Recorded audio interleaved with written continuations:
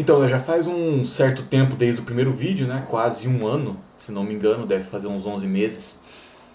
E eu decidi voltar com um tema mais fácil de ser falado, né? Pra eu não ter problema com o tempo, disponibilidade para gravar, porque é isso que está me atrapalhando nos últimos meses.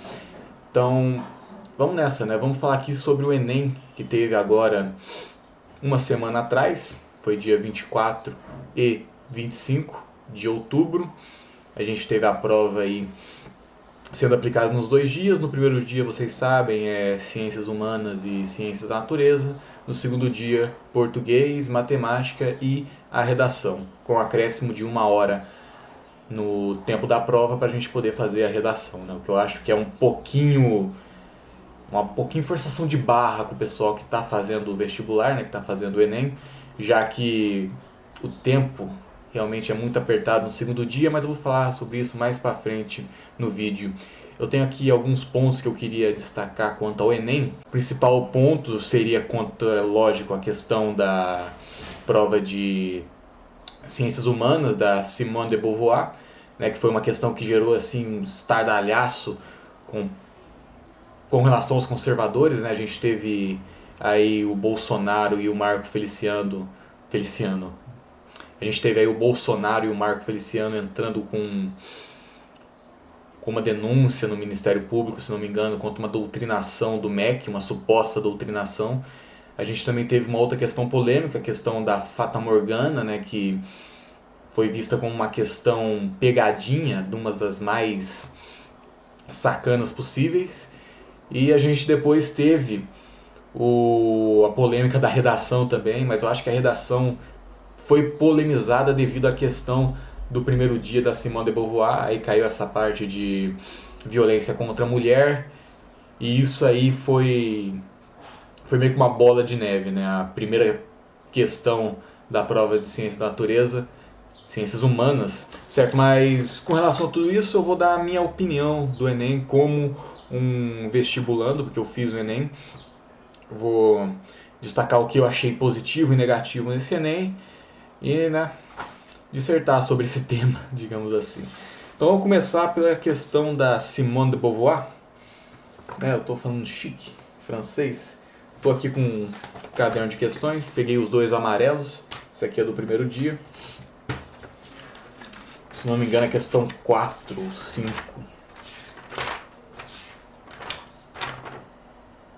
Questão 5. Ninguém nasce mulher, torna-se mulher. Nenhum destino biológico, psíquico, econômico define a forma que a fêmea humana assume no seio da sociedade. É o conjunto da civilização que elabora esse produto intermediário entre o macho e o castrado que qualificam o feminino. Na década de 1960, a proposição de Simone de Beauvoir contribuiu para estruturar um movimento social que teve como marca o... Então, a questão é fácil, né? A gente vê aqui que na década de 1960, se você tem um pouco de conhecimento aí dos fatos que aconteceram nessa época aí, Guerra do Vietnã, corrida espacial, crise dos mísseis cubanos, você também vai saber que teve aí a questão do ganho de direitos políticos por parte dos setores femininos. Teve questão de greves também femininas nessa época. Então a questão é fácil. Bem, o que eu acho que deixou o pessoal bolado com essa questão foi a primeira frase. Ninguém nasce mulher, torna-se mulher. O que eu acho que rolou aqui foi uma confusão paranoica. Porque você está tendo movimentos feministas, movimentos por luta de direitos de transexuais, homossexuais, e tem essa questão de gênero, que seria uma construção social. Baseado nisso que eu acho que o pessoal mais conservador interpretou essa questão aqui como sendo uma questão que deixava o gênero como uma característica social, quando na verdade a questão aqui traz à tona a luta pelos direitos das mulheres e principalmente a situação delas na sociedade. Uma situação que naquela década é mais complicada que hoje, né? Na época lá não tinha direito a voto na maioria dos países, salário inferior, discriminação, submissão, essas coisas. E quando a Simone diz que torna-se mulher, quer dizer que a luta pelos direitos torna-as dignas de serem chamadas mulheres, porque, digamos, na definição de Simone, uma suposição minha, A única diferença entre homem e mulher seria a diferença sexual, seria o aparelho reprodutor. Mas a sociedade implicou novas diferenças, digamos assim, quanto a características políticas, econômicas e sociais que diferenciaram as mulheres por uma submissão. Então, o tornar-se mulher seria a luta pelos direitos.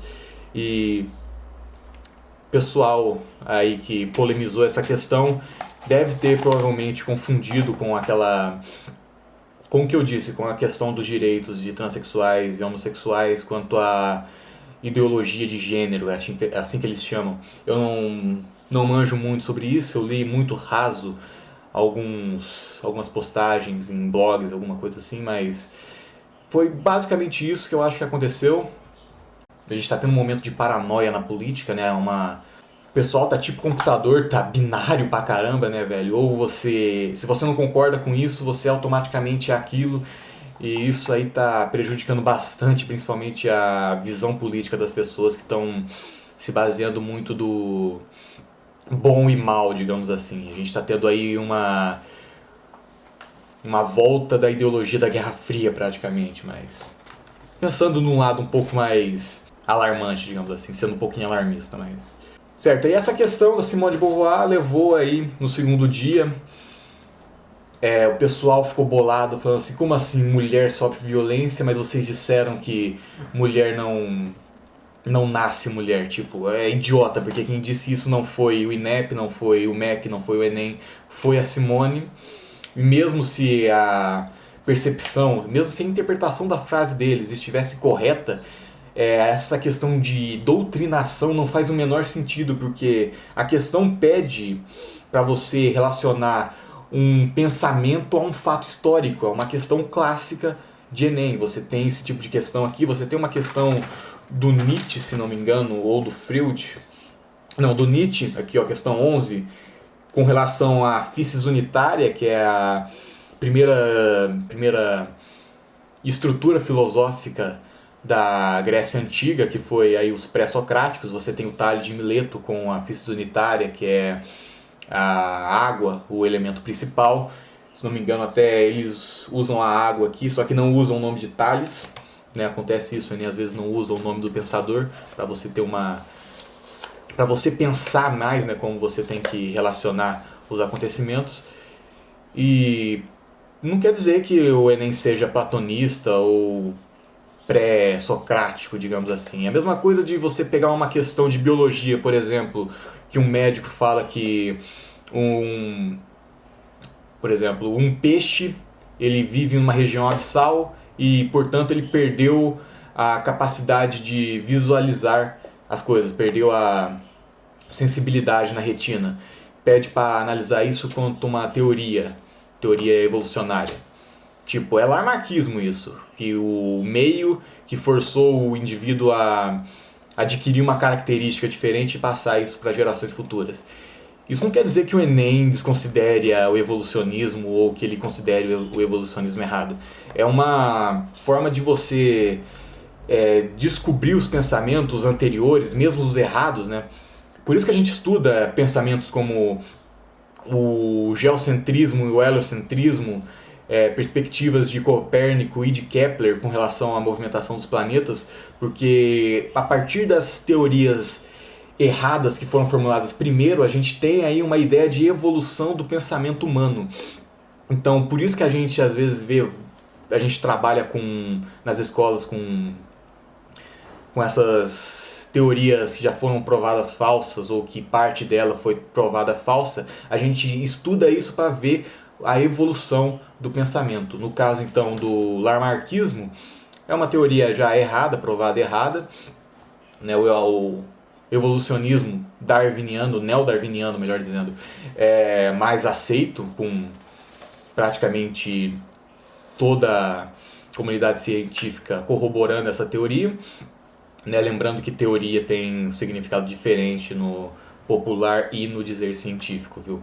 Eu vou deixar linkado aí algum vídeo da dissonância cognitiva aí do Tubby, do Pirula. Como é que pode o sujeito chamar Pirula, né, cara? Mas bem, vou deixar o vídeo dele linkado ali, um vídeo muito bom.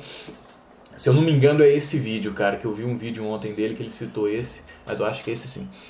Bem, certo, então voltando para a questão das ciências humanas, a gente não tem como, digamos assim, falar que uma ciência humana é errada. A gente pode dizer que ela é inapropriada, tipo o determinismo de time.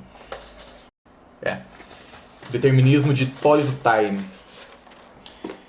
Bem, a gente pode dizer que é inapropriado essa definição, porque na teoria de Taine ele diz que o ser é influenciado pelo momento histórico, pela raça, então você já tem aí uma característica um pouco racista na percepção dele.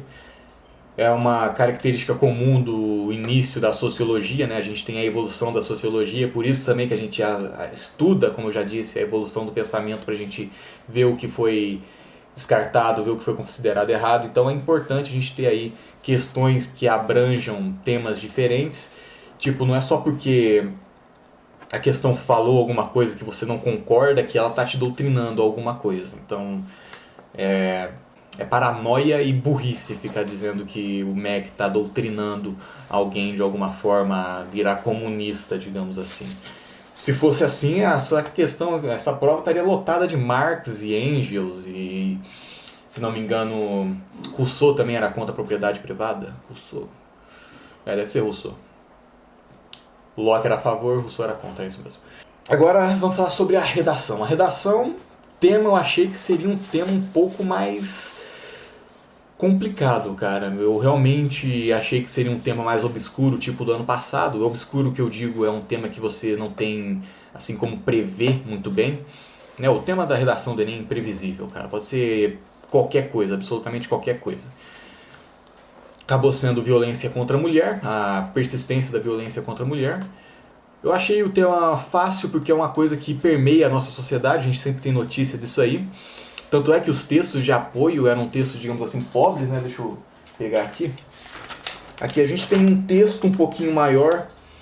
A gente tem a proposta, um texto 1, depois a gente tem gráfico praticamente. Você vê que não tem nem texto de apoio, digamos assim, não tem alguma coisa explicando o que aconteceu, como foi no caso da redação do ano passado, quanto à publicidade infantil, que a gente tinha texto falando da situação em outros países, né?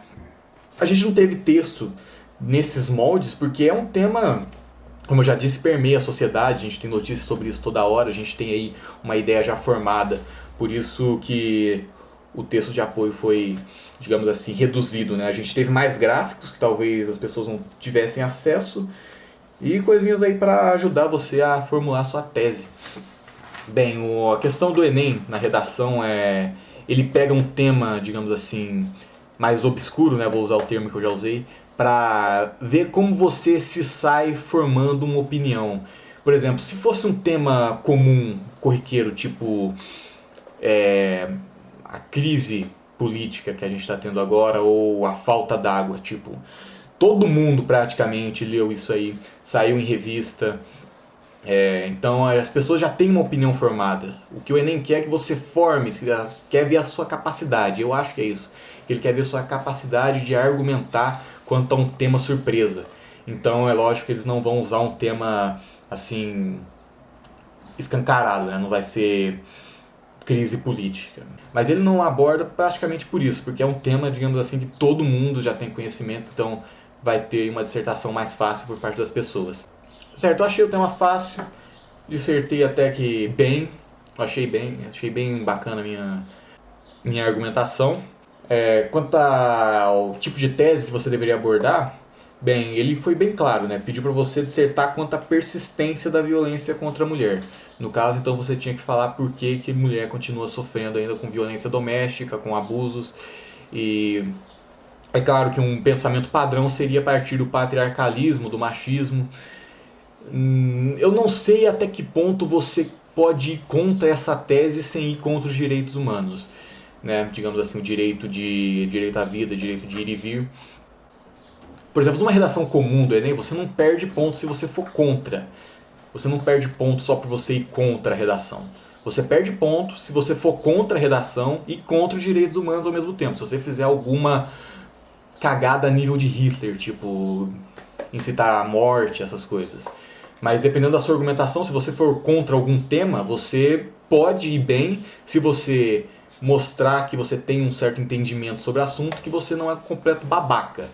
Aí você pode ir contra o tema.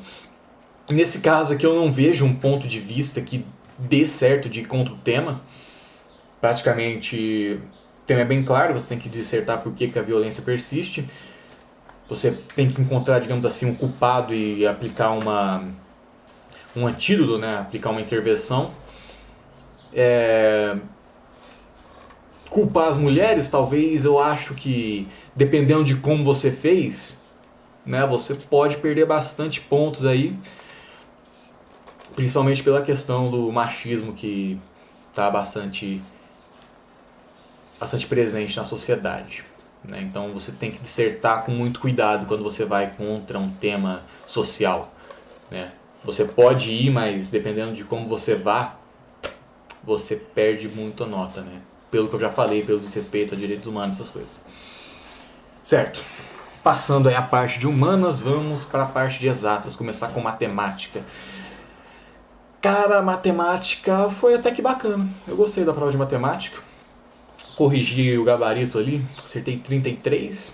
Poderia ter acertado mais, poderia, eu fiz algumas cagadas. Teve várias que eu não sabia, realmente não tinha a menor ideia. Caiu o quê?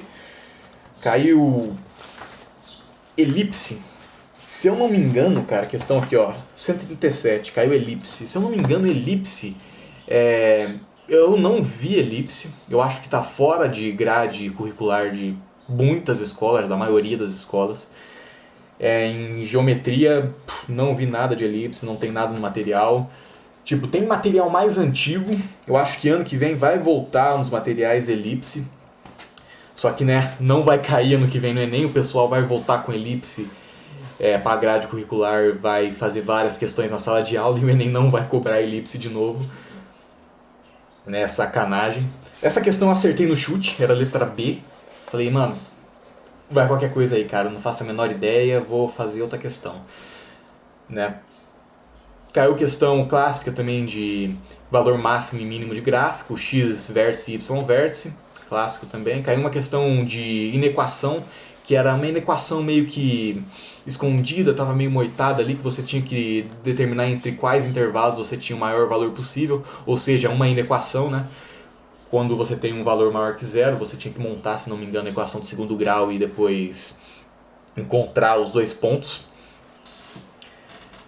Podia estar entre, podia só estar entre, né, pelas alternativas, agora eu lembrei. Bem, teve uma questão de log também, essa questão de log eu nem fiz, cara, porque pelo tempo eu achei que eu ia gastar muito tentando interpretar a questão, tentando montar a equação do log, e eu deixei para depois e acabei que eu chutei ela no fim da prova, tava faltando o quê? 2 minutos, eu chutei a questão. Eu costumava brincar que na prova do Enem, se cair log, você não precisa fazer o log. Porque em 2013, se não me engano, caiu uma questão de meia-vida que tinha um log como a medida de tempo, né? Com a medida de meia-vida. A equação que dava a meia-vida era um log, eles davam esse log para você. O que o pessoal pedia? Pedia com quantos anos ia demorar quantos anos para você ter 10% da massa original. Eles davam a quantidade de tempo da meia-vida, no caso era 30 anos, e davam um log da meia-vida. Tipo, você não precisava do log da meia-vida, era você só aplicar ali a meia-vida 3 vezes, você ia chegar a 12,5%, e você aplicava aí mais um pouquinho de tempo para dar os 10%, né? Então precisava passar mais um pouquinho de tempo depois dos 12% para chegar aos 10%, e você tinha lá a resposta. Era 100 anos, você tem 3 meia-vidas de 30 anos para dar 12,5%. Beleza, voltando aqui, né? Acabou o espaço na câmera. A qualidade é horrível e o espaço ainda acaba, velho. É foda. Mas bem, então tava falando sobre a questão de log, que não precisava fazer o log. Essa questão de minha vida no Enem foi meio que sacanagem para quem fez 2013. Eu não fiz. Eu lembro que quando a gente voltou, meu professor de matemática ficou uma aula inteira fazendo aquele log lá. Eu fiz a questão em 3 minutos usando a meia vida. Então, Eu sempre fazia essa brincadeira com log, né, no Enem. Aí caiu essa questão de log, que eu ainda não vi a resolução também, tenho que ver, tenho que dar uma olhadinha nisso aí. Porque eu nem tentei resolver essa questão, cara. Falei, foda-se, deixa pra lá. Mas fora isso, velho, eu achei a prova de matemática muito boa. Principalmente por não ter muitos números quebrados, malditos. Questão de média com uma tabela de 15 números que você tem que fazer. Nossa, cara, ainda bem que não teve uma questão dessa, velho. Essa questão de. Questão que você perde ponto por exaustão, não por incapacidade, porque fazer média é uma coisa muito simples, média aritmética normal é muito simples. Questão de moda e mediana são mais fáceis, né? Se bem que às vezes com uma tabela de 16 números você tem que colocar muitos números em ordem, você pode acabar errando. Você pode acabar errando também. E eu achei bem bacana isso, que eles não ficaram muito focados nessa questão de muitas contas excessivas. Em geografia também a gente teve uma mudança, né? Se eu não me engano, era comum cair tabela também com, sei lá, nível de desenvolvimento humano, nível de industrialização, e aí eles te pediam para fazer, pediam as alternativas, né? A região sudeste é 5% maior que a média nacional, e você tinha que fazer aquilo lá tudo para contar a resposta, ficava lá horas naquilo ali, com um número decimal maldito, quebrado, que você tinha que... Nossa, era fogo, cara. Agora eles deixaram esse lado mecanicista de lado. Agora eles deixaram Agora eles deixaram a prova um pouquinho mais saudável ao cérebro, né? Felizmente. A gente também, falando em geografia, teve uma mudança nas questões de história, né? Nas questões humanas, caiu mais filosofia e sociologia. Eu acho que agora essas duas disciplinas vão ter um aumento na carga horária no ensino médio, porque na minha escola pelo menos é uma aula de filosofia e outra de sociologia por semana. Infelizmente, né, gostaria de ter mais aulas dessas matérias para dar até uma relaxada. E eu acho que vão pedir mais questões relacionadas a isso futuramente também. Certo, voltando à matemática. Fora isso, cara, a matemática tava fazível, tinha aí alguns conceitos mais complicados, mas tava fazível sim, dava pra fazer. Certo, agora português. Português, cara, primeiro dia eu tava comendo chocolate compulsivamente, porque eu tava achando a prova bem fácil e tava bastante feliz. No segundo dia eu também tava comendo chocolate compulsivamente, só que porque eu tava desesperado com as questões de português. Cara, eu fui pulando questão. Quando eu vi só tinha feito 10 questões de português e eu cheguei na 30ª, larguei mão de português, fui fazer matemática. Cara, tava bem complicado o português, eu achei a prova mais difícil de português que eu já fiz até hoje, foi essa do Enem. Tava bastante complicado, eu acertei 33 de português também. Em português não acho que dava pra ter acertado mais mesmo. Se bem que teve uma ou outra definição ali que eu me esqueci quanto a gênero textual, né, que foca referente, essas coisas, eu errei essa questão. Né, por falta de estudo mesmo, eu devia ter estudado essa parte aí, porque é uma parte bem importante, esse tipo de linguagem aí que foca o emocional, o referente,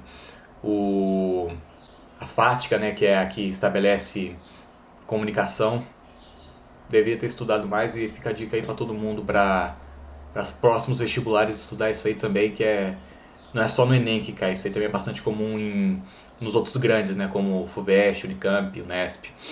Mas no fim das contas eu acabei fazendo português, errei várias questões assim, direto na correção do gabarito, mas, né, é isso, né, cara, às vezes o Enem dá uma puxadinha de tapete, às vezes não, tem que estar sempre preparado.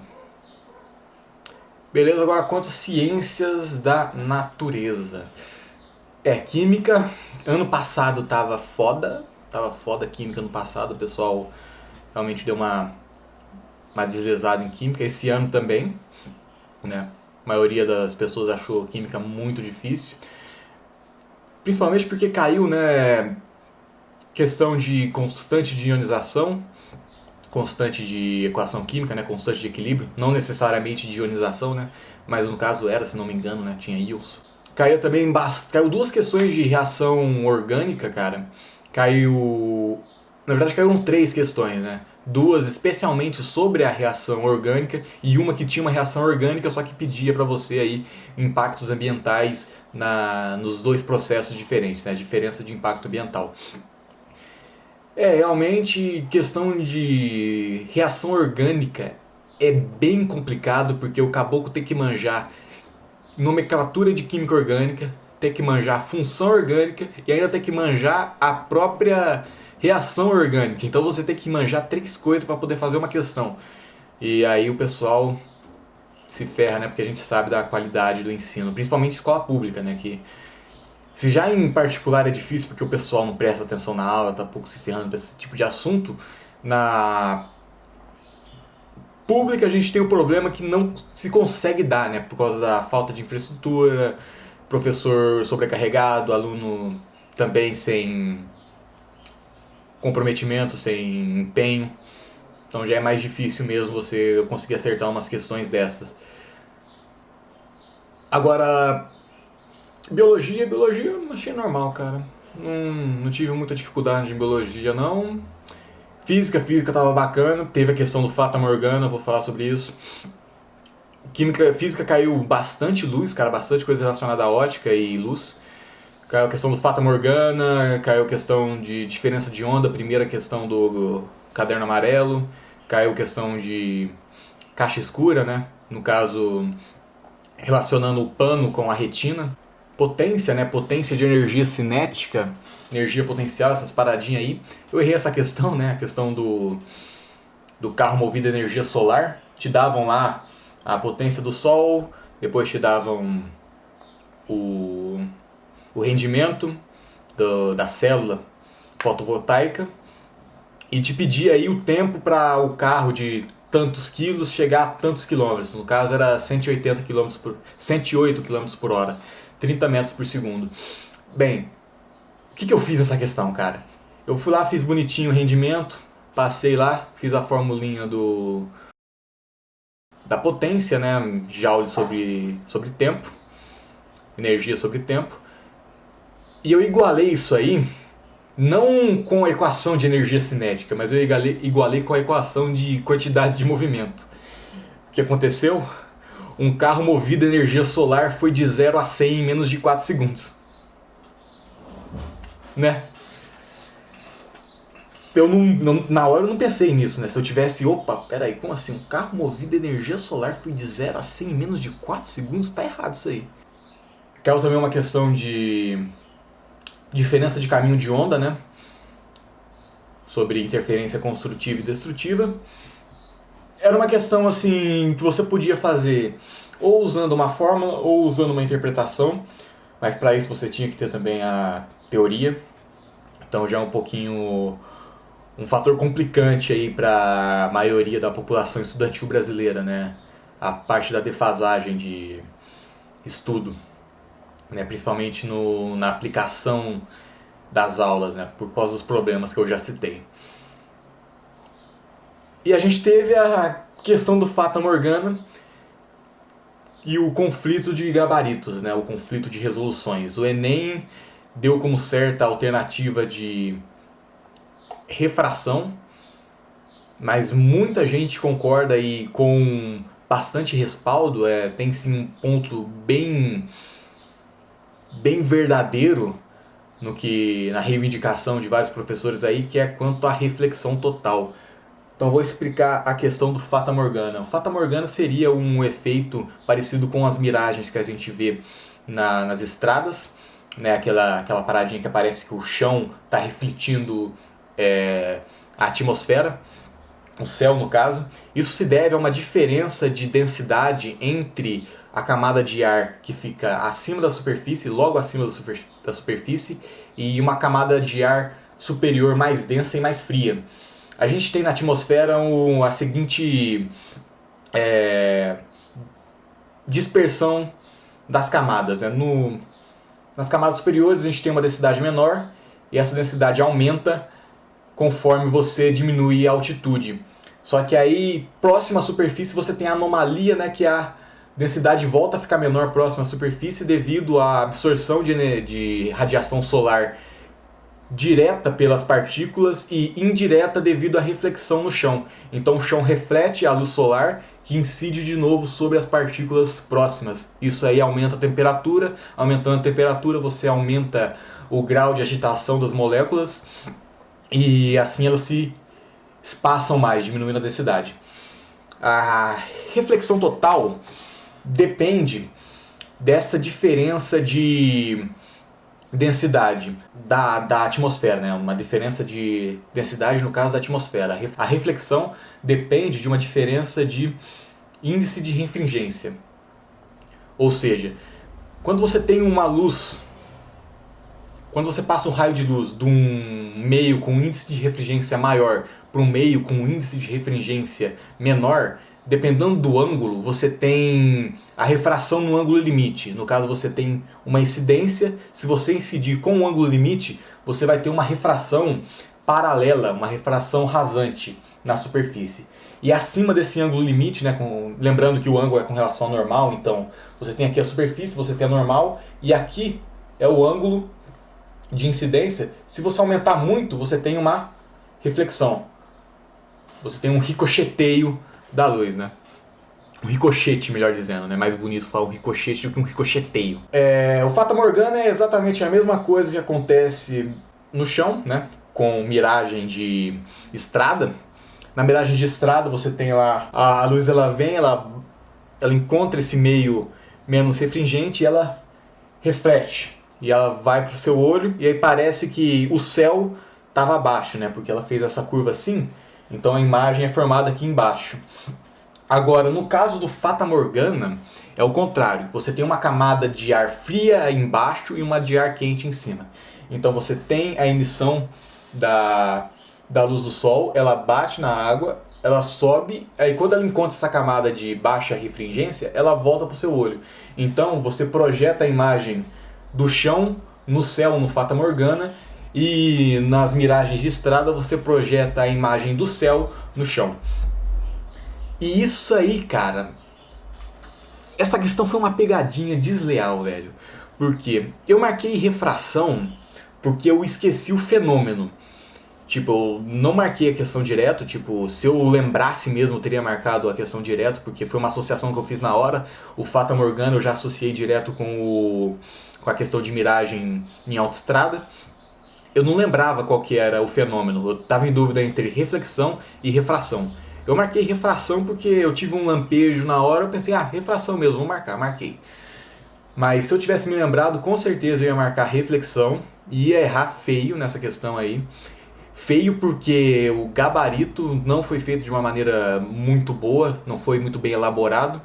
A desculpa principal eu acho que é porque você depende da refração para ter uma reflexão total.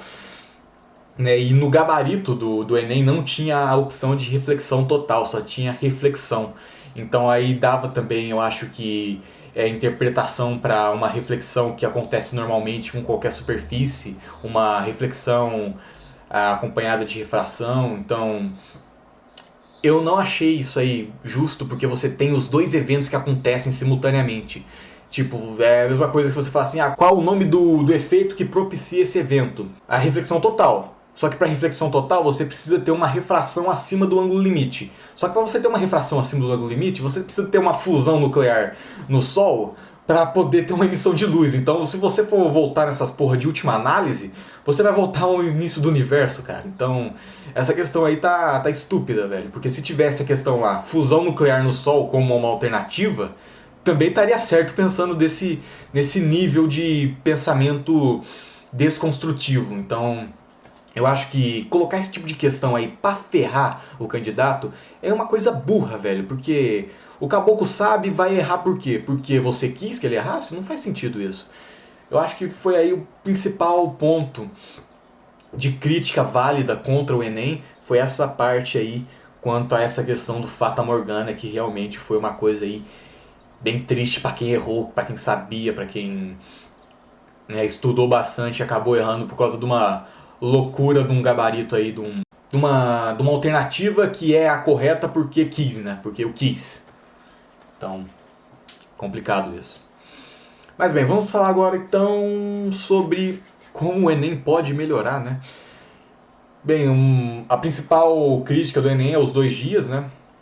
Os 2 dias de prova seguidos. O pessoal quer fazer em 2 fins de semana diferentes. Eu não tenho problema quanto a prova ser seguida, né? 2 dias.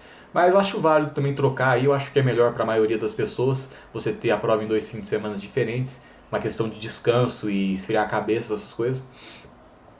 Agora, eu tenho mesmo uma questão com o segundo dia, cara. O segundo dia eu não gostava por causa das questões estúpidas de matemática, digamos assim, estúpidas, né? Porque você tem que fazer várias contas desnecessárias várias vezes em questões diferentes, você tem que fazer conta igual praticamente. É uma prova que servia para provar que você é uma calculadora, né? Que não se importava muito com o método de pensar, se importava mais com a operação em si, com multiplicação excessiva, divisão excessiva com número decimal, essas coisas que é complicado, né, de se fazer. A maioria das pessoas tem dificuldade em fazer esse tipo de operação. Então eu tinha uma rixa com esse segundo dia, e principalmente por causa da redação, cara. A redação você tem 1 hora a mais, só que, porra, 1 hora a mais, você tem que formular a sua ideia, fazer um rascunho, passar o rascunho a limpo, e em 1 hora não dá tempo, cara.